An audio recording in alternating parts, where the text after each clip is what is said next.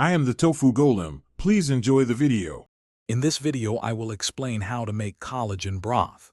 First, gather your ingredients, focusing on high-quality bones for the best results.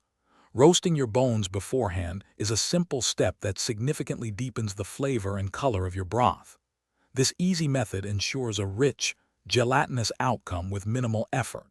You'll be amazed at how straightforward it is to create this nutritious staple right in your own kitchen, perfect for soups or sipping. To begin, place your roasted bones into a large stock pot or slow cooker. Cover them with about 1 gallon of filtered water, ensuring all bones are submerged. Next, add 2 tablespoons of apple cider vinegar.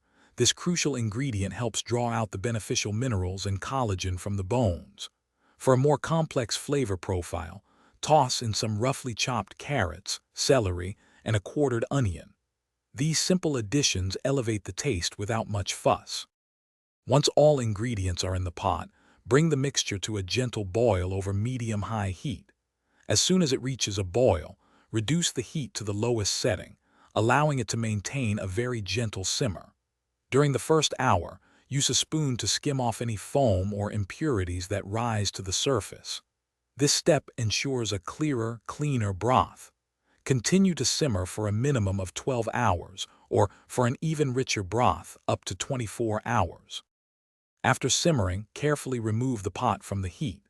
Using a fine mesh sieve or cheesecloth, strain the broth into clean containers, separating the liquid from the solids. Discard the spent bones and vegetables. Allow the broth to cool completely before storing. You can refrigerate your fresh collagen broth for 5 to 7 days, or for longer preservation, freeze it in smaller portions for up to 6 months. Enjoy your homemade, nutrient-rich collagen broth. Thanks for watching. Consider subscribing if we helped you today.